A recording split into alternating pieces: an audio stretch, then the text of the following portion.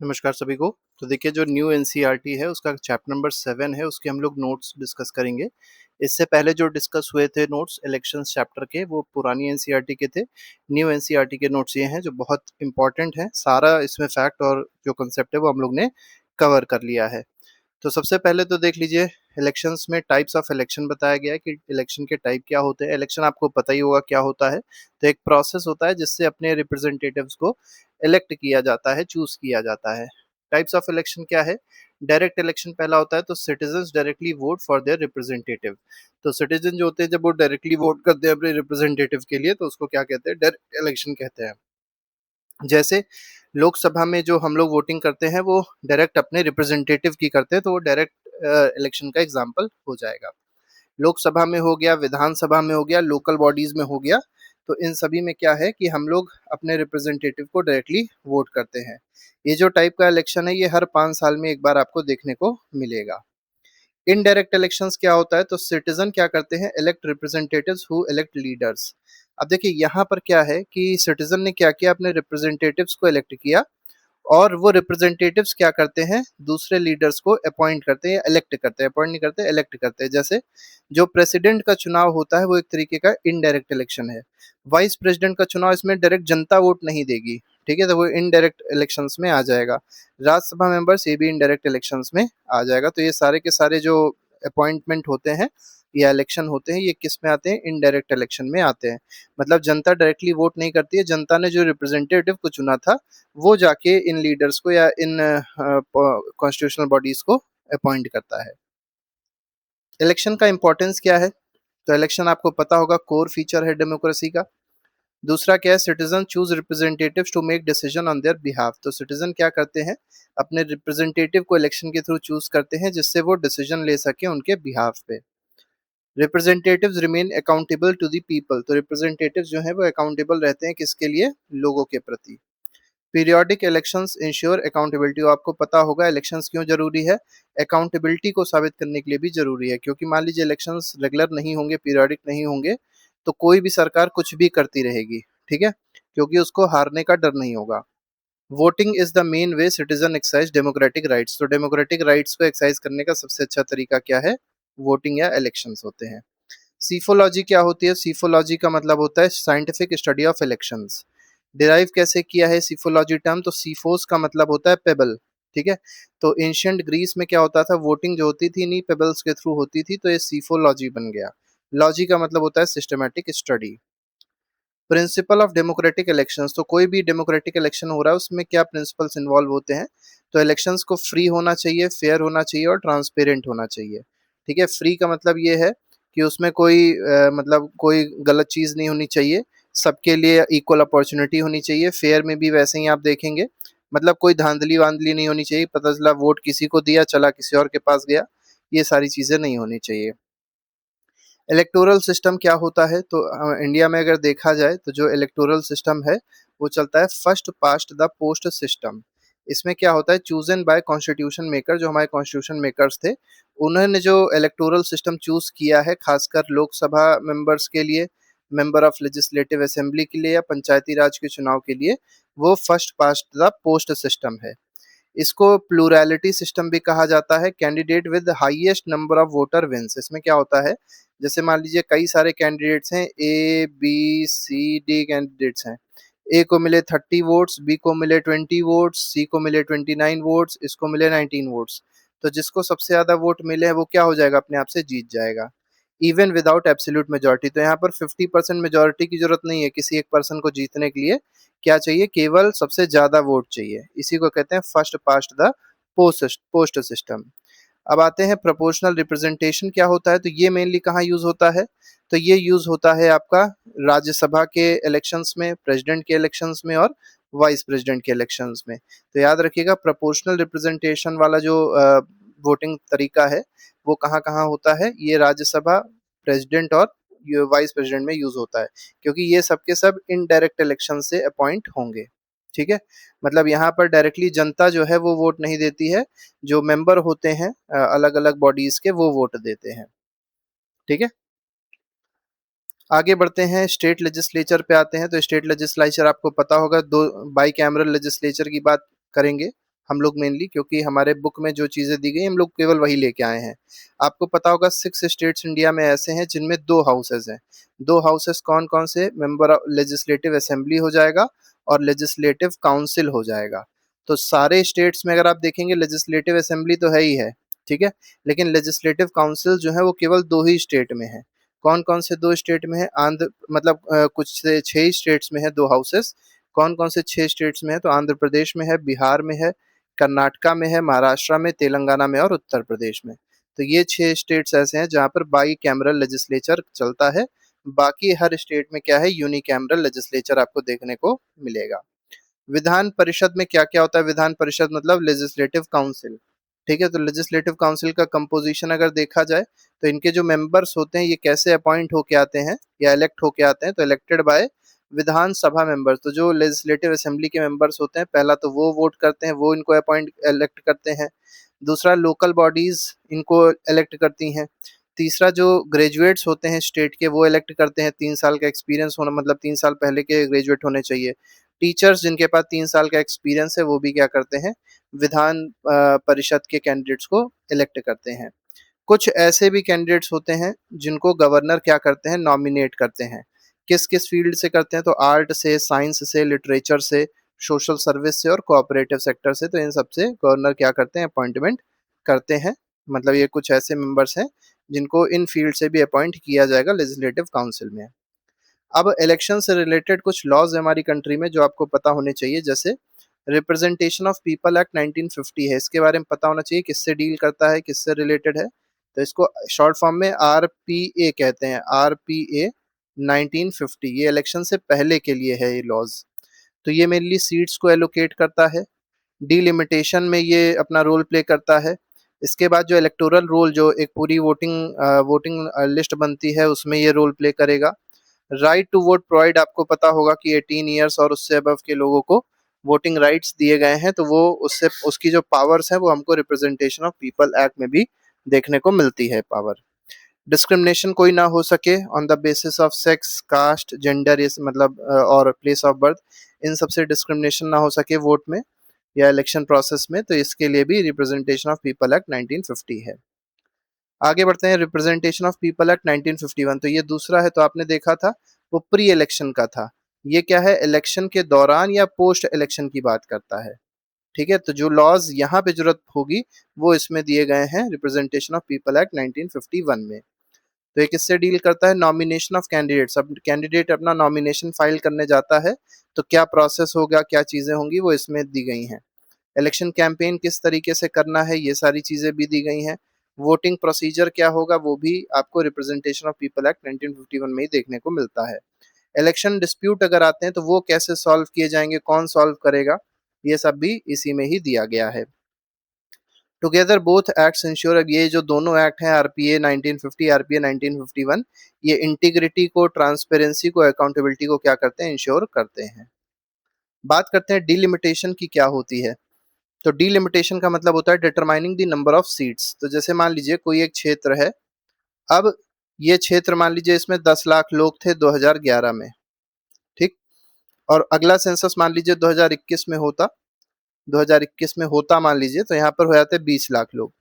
तो आपको पता होगा कि 10 लाख पे एक हमारा वोट होता है, मतलब एक रिप्रेजेंटेटिव होता है कॉन्स्टिट्यूशन के हिसाब से। तो अब देखिए 20 लाख जब लोग हो गए तो इस पे कितने होने चाहिए लोग, कितने मतलब रिप्रेजेंटेटिव्स होने चाहिए? 2। एक यहाँ पे, एक यहाँ पे, मतलब 2 रिप्रेजेंटेटिव होने चाहिए। तो सीट्स को बढ़ाना, घटाना, एरिया को बढ़ाना, घटाना, सारा काम किसका है? डिलिमिटेशन कमीशन का होता है। तो ये इस नंबर ऑफ सीट्स को डिटरमाइन करती हैं। कॉन्स्टिट्यूएंसी की बाउंड्री को फिक्स करती है कि कॉन्स्टिट्यूएंसी पहले इतनी बड़ी थी, अब कॉन्स्टिट्यूएंसी में पॉपुलेशन बढ़ गई तो कॉन्स्टिट्यूएंसी को 2 पार्ट में डिवाइड कर दिया गया, ठीक है? पर्पस क्या है? इक्वल रिप्रेजेंटेशन रहे, ये सबसे बड़ा पर्पस है। और दूसरा पर्पस ये नियरली इक्वल पॉपुलेशन पर कॉन्स्टिट्यूएंसी, तो हर एक कॉन्स्टिट्यूएंसी में अप्रोक्सीमेट बराबर की पॉपुलेशन होनी चाहिए। बहुत ज़्यादा डिफरेंस नहीं होना चाहिए कि यहाँ पर मान लीजिए उत्तर प्रदेश में 10 लाख पे एक रिप्रेजेंटेटिव है तो पता चला महाराष्ट्र में 20 लाख पे एक रिप्रेजेंटेटिव है। तो ये चीज़ को खत्म करने के लिए डिलिमिटेशन कमीशन काम करता है। वाइज डिलिमिटेशन नीडेड, तो इसकी नीड क्या है? तो अगर मान लीजिए डिलिमिटेशन नहीं होता, एक एमपी ऐसा होता जो 5 लाख लोगों को रिप्रेजेंट करता, दूसरा एमपी ऐसा होता जो 25 लाख लोगों को रिप्रेजेंट करता। तो देखिए यहाँ पे वेरिएशन हो गया। तो ये इक्वल रिप्रेजेंटेशन को ही क्या कर रहा है, वॉयलेट कर रहा है। कॉन्स्टिट्यूशनल प्रोविजन अगर देखा जाए तो डीलिमिटेशन कमीशन के बारे में आर्टिकल 82 में दिया गया है। ठीक है, तो ये डीलिमिटेशन कमीशन को प्रोवाइड करता है, जो पावर्स मिलती हैं वो कॉन्स्टिट्यूशन से मिलती हैं डीलिमिटेशन कमीशन को आर्टिकल 82 से। आज तक 4 बार डीलिमिटेशन कमीशन बैठा है, 1952 में, फिर 63 में, फिर 73 में, फिर 2002 में। तो ये 4 बार डीलिमिटेशन कमीशन अभी तक सेटअप हुआ है। अब बात करेंगे इलेक्शन कमीशन ऑफ इंडिया की, तो ये कॉन्स्टिट्यूशनल बॉडी है, ऑटोनॉमस है, मतलब सरकार पे इसका कोई रोल नहीं है, सरकार से इसको ज़्यादा कोई खास मतलब नहीं होता है, अपने हिसाब से काम करती है। परमानेंट बॉडी है, मतलब सरकार इसको अपने हिसाब से डिसॉल्व नहीं कर सकती है। जो इलेक्शन कमीशन ऑफ इंडिया होगा, मतलब वो 5 साल के लिए अपॉइंट होता है, ठीक है, उसको उससे पहले कोई रिमूव नहीं कर सकता। हालांकि कुछ कंडीशंस होती हैं जिससे इसको रिमूव किया जा सकता है, लेकिन बहुत टफ प्रोसेस होता है। कॉन्स्टिट्यूशन बॉडी है, कॉन्स्टिट्यूशनल बॉडी कब स्टैब्लिश हुई थी याद रखिएगा, फैक्ट बहुत इंपॉर्टेंट है, 25 जनवरी 1950 को election commission of India establish हुई थी। कॉन्स्टिट्यूशनल आर्टिकल कौन कौन से हैं इलेक्शन कमीशन ऑफ इंडिया से related?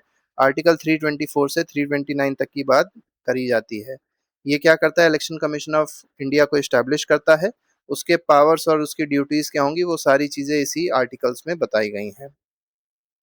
Election conducted by election commission of India. Election commission of India कौन कौन से इलेक्शंस को कंडक्ट करता है? तो ये लोकसभा का इलेक्शन हो गया, राज्यसभा का इलेक्शन, विधानसभा, विधान परिषद, प्रेसिडेंट और वाइस प्रेसिडेंट। तो 1 2 3 4 5 6 6 इलेक्शंस को कंडक्ट करने का काम किसका है?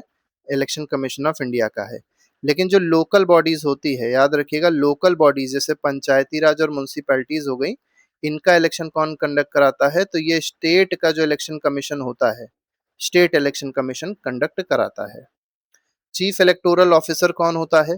तो स्टेट लेवल पे अगर आप देखेंगे तो election work supervised by chief electoral officer, मतलब स्टेट लेवल पे जो चीफ सेक्रेटरी होता है खासकर, वही चीफ इलेक्टोरल ऑफिसर बनता है, और सारे इलेक्शन से रिलेटेड वर्क जो है यही सुपरवाइज करता है।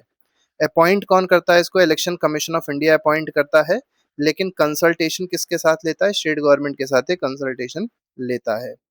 बात करते हैं इलेक्टोरल रोल की। इलेक्टोरल रोल क्या होता है? तो इलेक्शन कमीशन ऑफ इंडिया क्या करती है? Sends enumerators to every household, मतलब जो काम करने वाले लोग होते हैं, मतलब जो इलेक्टोरल रूल प्रिपेयर कर रहे हैं, वो उनको भेजते हैं हर एक घर में। ठीक है, वहां जाके पता करते हैं वो लोग कितने लोग हैं, कितने लोग नहीं हैं। अगर मान लीजिए कोई ऐसा है जिसका नाम वोटिंग लिस्ट में है लेकिन उसकी डेथ हो गई, तो वो सब काटने का काम, या कोई अगर मान लीजिए ऐसा है जो अभी 18+ हुआ है तो उसका नाम ऐड करने का, तो ये सब काम कौन करता है? यही इन्यूमरेटर्स करते हैं और इलेक्टोरल रोल में नाम शामिल किए जाते हैं। इसी तरीके से इलेक्टोरल रोल प्रिपेयर होता है। बात करते हैं एसआईआर की, स्पेशल इंटेंसिव रिवीजन। ये बहुत इंपॉर्टेंट फुल फॉर्म में पूछा जा सकता है। एसआईआर का फुल फॉर्म होता है स्पेशल इंटेंसिव रिवीजन। इसका पर्पस क्या है, क्यों किया जाता है? ये भी इलेक्शन कमीशन ऑफ इंडिया ही कराती है। ये मेनली इलेक्टोरल रोल को अपडेट करने के लिए होता है, डिटेल्स को वेरीफाई करने के लिए होता है, मतलब जो लोग हैं उनकी डिटेल्स होती हैं उसको वेरीफाई करने के लिए ये चीज़ होती है। इन एलिजिबल वोटर्स जो हैं, जैसे मान लीजिए किसी की डेथ हो गई है या कोई दूसरी सिटीजनशिप जिसने ले ली है, तो उन सबको हटाना होता है, तो इसके लिए ही एसआईआर होता है। एलिजिबल वोटर्स को ऐड करने के लिए, मान लीजिए कोई ऐसा है जो अभी 18+ का हुआ है, तो उसको ऐड करने के लिए भी एसआईआर होता है। वोटिंग फैसिलिटीज अगर देखें तो एक बहुत इंपॉर्टेंट वोटिंग फैसिलिटीज है electronically transmitted post ballot postal ballot system, मतलब ये इलेक्ट्रॉनिक बैलेट सिस्टम होता है। तो जो सर्विस वोटर्स होते हैं, मतलब जो सर्विस में होते हैं, जैसे मान लीजिए कोई सीआरपीएफ में है और उसकी ड्यूटी लगी हुई है इलेक्शंस में, तो वो जो घर जाके वोट तो दे नहीं पाएगा, तो उसके लिए ये इलेक्ट्रॉनिक वोटिंग सिस्टम प्रोवाइड कर दिया जाता है। तो ये इलेक्ट्रॉनिकली अपने पोस्टल बैलेट के थ्रू वोट कर सकते हैं, और वहाँ पे जो भी उनकी कॉन्स्टिट्यूएंसी होगी वहाँ वो वोट चला जाएगा। इलेक्शन प्रोसेस में अगर देखें तो क्या है कि इलेक्शन शेड्यूल, सबसे पहली चीज़ क्या होती है, इलेक्शन कमीशन ऑफ इंडिया जो है वो इलेक्शन का शेड्यूल अनाउंस करता है।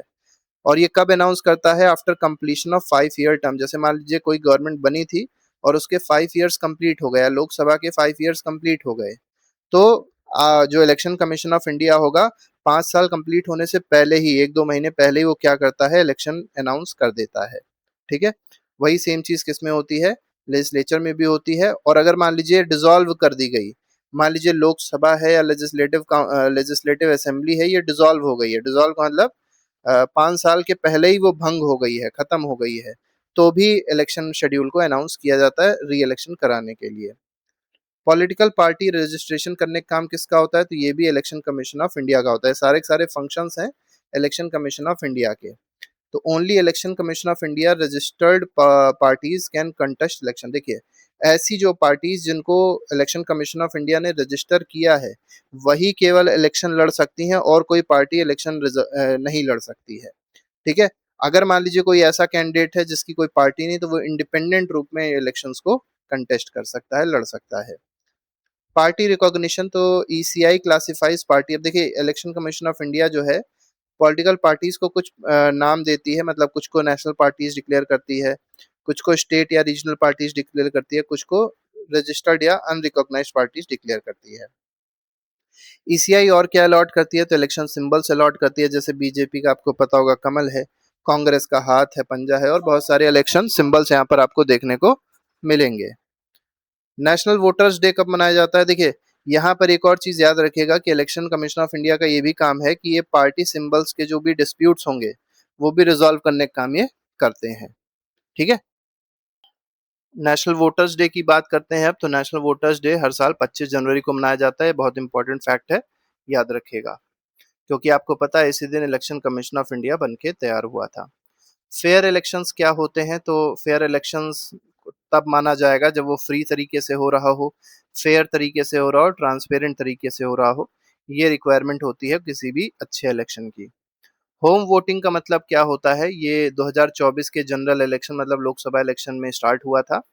तो जो सिटीजन जिनकी एज 85 ईयर्स या उससे ज़्यादा की है, या जो फिजिकली हैंडीकैप्ड है, 40% से ज़्यादा डिसेबिलिटी जिनके अंदर है, उनको ये होम वोटिंग की सुविधा दी गई थी कि वोटिंग वो लोग अपने घर से ही कर सकते हैं।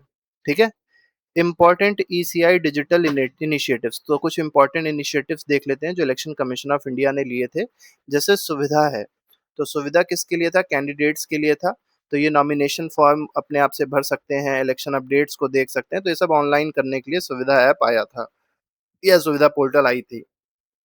ईरोनेट क्यों आया था, ईरोनेट का मेनली काम क्या है, used for electoral roll management. तो जो इलेक्टोरल रोल आ रहा था, बन रहा था, उसके मैनेजमेंट में इसको यूज किया गया।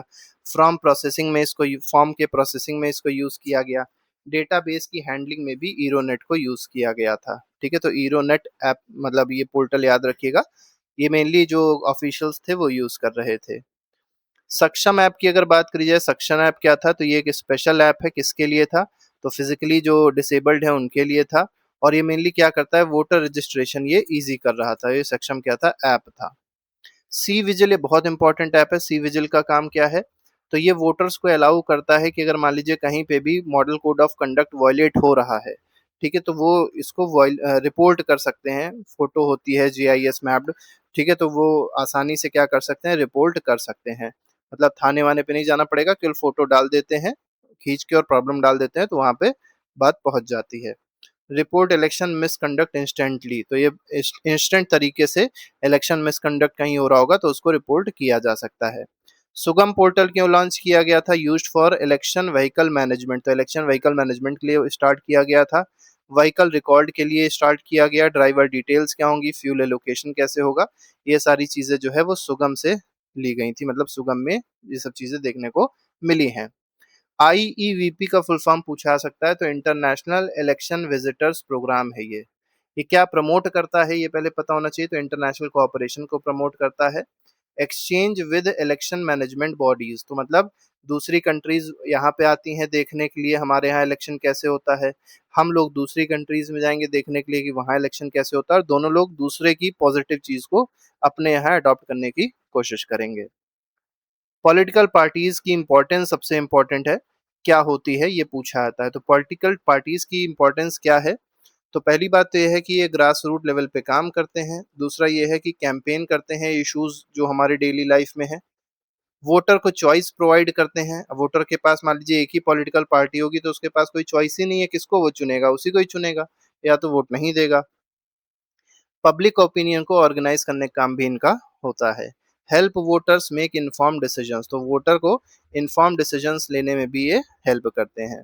मल्टी पार्टी सिस्टम आपको पता होगा, इंडिया में कई सारी पार्टीज हैं, ठीक है, तो इंडिया में मल्टी पार्टी सिस्टम देखने को मिलता है क्योंकि यहाँ पर लिंग्विस्टिक डाइवर्सिटी है, मतलब लैंग्वेज रिलेटेड डाइवर्सिटी देखने को मिलती है, कल्चरल डाइवर्सिटी देखने को मिलती है, रिलीजियस और रीजनल डाइवर्सिटी भी देखने को मिलती है। डिफेक्शन क्या होता है, ये बहुत इंपॉर्टेंट टॉपिक है। डिफेक्शन का मतलब होता है लीविंग और switching the political party on whose ticket a member was elected. जैसे मान लीजिए चुनाव हुआ और कोई चुनाव एक्स पार्टी से जीत के आया, ठीक, लेकिन वाई पार्टी ने क्या किया, इस पर्सन से कहा कि हमारी पार्टी में शामिल हो जाओ, हम तुमको 10 करोड़ रुपए दे देंगे, और ये पर्सन गया उस पार्टी में शामिल हो गया। इस प्रोसेस को कहते हैं डिफेक्शन। अगर मान लीजिए उस पार्टी में शामिल हो जाएगा तो इसकी जो सीट होगी ये क्या हो जाएगी, अपने आप से कैंसिल हो जाएगी। तो इसी के लिए एक लॉ आया था जिसको कहा गया एंटी डिफेक्शन लॉ। ठीक है, तो एंटी डिफेक्शन लॉ में यही है कि अगर मान लीजिए कोई कैंडिडेट है किसी एक्स पार्टी से अपॉइंट होके आ रहा है और वो दूसरी पार्टी ज्वाइन कर ले रहा है वाई, तो उसका जो कैंडिडेचर है वो खत्म हो जाएगा। लेकिन अगर मान लीजिए जिस पार्टी से अपॉइंट होके आया था उसके 2/3 मेंबर्स या उससे ज्यादा दूसरी पार्टी में ज्वाइन होते हैं तो उसको डिफेक्शन नहीं कहा जाता है, उसको कहा जाता है मर्जिंग। तो मतलब ये इस पार्टी में क्या हो रहे हैं, कैंडिडेट्स मर्ज हो रहे हैं, तब वो खत्म नहीं होगा। ठीक है, तब कैंडिडेचर खत्म नहीं होगा, ये बात याद रखिएगा। इनैक्टेड थ्रू 52nd कॉन्स्टिट्यूशनल, देखिए 52nd कॉन्स्टिट्यूशनल अमेंडमेंट एक्ट आया 1985 में, उस समय एंटी डिफेक्शन लॉ को इंट्रोड्यूस किया गया और इसको शेड्यूल 10 कॉन्स्टिट्यूशन के शेड्यूल 10 में भी ऐड कर दिया गया था। पॉलिटिकल डिफेक्शन को ये प्रिवेंट करता है, स्टेबिलिटी ऑफ गवर्नमेंट को मेंटेन करता है। ठीक है, ग्राउंड्स ऑफ डिस्क्वालिफिकेशन, क्या क्या ग्राउंड्स हैं डिस्क्वालिफिकेशन के, तो मेंबर को डिस्क्वालीफाई कैसे किया जा सकता है, तो पहला कि अगर वो अपने वॉलंटरी मतलब वॉलंटरली वो लीव कर दे अपनी पार्टी को, इसलिए डिस्क्वालीफाई कर सकते हैं। अगर पार्टी की जो आदेश है, पार्टी का जो विप है, विप मतलब आदेश होता है पार्टी का, वो फॉलो नहीं करता है मेंबर, तो भी उसको डिस्क्वालीफाई किया जा सकता है। डिसीजंस कौन लेता है कि वो डिस्क्वालीफाई, मान लीजिए पार्टी ने कर दिया तो उसको डिस्क्वालीफाई माना जाएगा कि नहीं माना जाएगा, तो लेजिस्लेटिव असेंबली या लोकसभा का अगर मेंबर है तो उसका स्पीकर डिसाइड करेगा, और अगर वो राज्यसभा या लेजिस्लेटिव काउंसिल का मेंबर है तो चेयरमैन डिसाइड करता है। ठीक है, कि उस पर एंटी डिफेक्शन लॉ लागू होगा कि नहीं लागू होगा। अब बात करते हैं रिकॉग्निशन ऑफ पॉलिटिकल पार्टीज की, तो पॉलिटिकल पार्टीज को recognise election commission of India करता है। तो कौन कौन सी पॉलिटिकल पार्टीज है, कैसी कैसी पॉलिटिकल पार्टीज है, तो नेशनल पार्टी की बात अगर करी जाए तो कोई भी पार्टी नेशनल पार्टी कब मानी जाएगी, तो कोई भी एक कंडीशन जो दी गई है उसको फॉलो करे जब। कौन कौन सी कंडीशन, तो पहला तो ये कि 6% वोट मिले हों चार या उससे ज्यादा स्टेट्स में, मतलब 6% वोट मिले हों चार या इससे ज्यादा स्टेट में, या कम से कम उसने क्या कर ली हो, 4 लोकसभा सीटें जीती हों। ठीक है, मतलब ये दोनों चीजें होनी चाहिए, मतलब या तो 6% वोट पाया हो चार या उससे ज्यादा सीट में, और साथ ही साथ मतलब ये तो चाहिए ही चाहिए, और उसके बाद 4 लोकसभा सीट भी उसने जीती हो। ये सारी बातें लोकसभा से रिलेटेड है, लेजिस्लेटिव असेंबली से रिलेटेड नहीं है। तो लोकसभा का ये चुनाव हुआ, 6% सीटें मिली चार या उससे ज्यादा स्टेट में, और साथ ही साथ 4 लोकसभा सीट भी जीत ली, तो वो नेशनल पार्टी हो जाएगी। दूसरा क्या है, 2% ऑफ लोकसभा सीट ही जीत गई। अब जैसे मान लीजिए 500 लोकसभा की टोटल सीट है, तो इसका 2% मतलब 10 सीट्स वो जीता हो पॉलिटिकल पार्टी। ठीक है, और कितने स्टेट्स में, कम से कम 3 स्टेट में, तो उसको नेशनल पार्टी बोलेंगे। तीसरा क्या है कि अगर वो political party state party declared है कम से कम 4 स्टेट में, ठीक है, मतलब 4 स्टेट में अगर स्टेट पार्टी डिक्लेयर्ड है तो वो भी नेशनल पार्टी मानी जाएगी। अब बात करते हैं स्टेट पार्टी क्या होती है, तो पहला स्टेट पार्टी में क्या है, party qualifies if one condition is met, तो इनमें से कोई एक कंडीशन अगर मेट हो रही है तो वो स्टेट पार्टी होगी। तो पहली कंडीशन क्या है, 6% वोट मिले हों या 2 सीटें, मतलब प्लस 2 सीटें जीती हों, 6% वोट के साथ 2 सीटें जीती हों लेजिस्लेटिव असेंबली में, तब वो स्टेट पार्टी होगी। या 6% लोकसभा में वोट मिले हों प्लस एक लोकसभा की सीट हो उसके पास में। ठीक है, तो लोकसभा का चुनाव हुआ उसमें 6% वोट मिले और साथ ही साथ एक लोकसभा की सीट भी मिल गई, तो वो स्टेट पार्टी मान ली जाएगी। तीसरा क्या है, 3% असेंबली की सीट जीती हो या 3 सीट जीती हो, विच एवर इज हाइयर, तो मतलब या तो 3% असेंबली की लेजिस्लेटिव असेंबली की सीट जीती हो या 3 सीट जीती हो, तो उसको स्टेट पार्टी बोला जाएगा। 1 Lok Sabha seat for every 25 seats allotted to the state, तो ये एक हो जाएगा। अगला है secures 8% valid votes in Lok Sabha और असेंबली इलेक्शन, तो 8% या उससे ज्यादा अगर वोट मिले हैं लोकसभा में असेंबली इलेक्शन में, तो भी वो स्टेट पॉलिटिकल पार्टी मानी जाएगी। पॉलिटिकल अलायंस अगर देखेंगे तो पता होगा आपको, एनडीए सबसे बड़ा अलायंस है इस समय जिसको नेशनल डेमोक्रेटिक अलायंस कहते हैं, तो बीजेपी और कई सारे उसके सहयोगी इसी में ही हैं। यूपीए जो है वो कांग्रेस इसको लीड कर रहा था 2023 तक ये चला, उसके बाद इसको भंग कर दिया गया और एक नया अलायंस आ गया जिसको कहते हैं India alliance, Indian national developmental inclusive alliance. तो ये हो गया है और ये अभी भी कंटिन्यू कर रहा है और इसका लीडर कौन है, मेनली इंडियन नेशनल कांग्रेस इसको लीड करता है। अब बात करते हैं चैलेंजेस क्या है इंडियन इलेक्शंस में, ये पता होना चाहिए।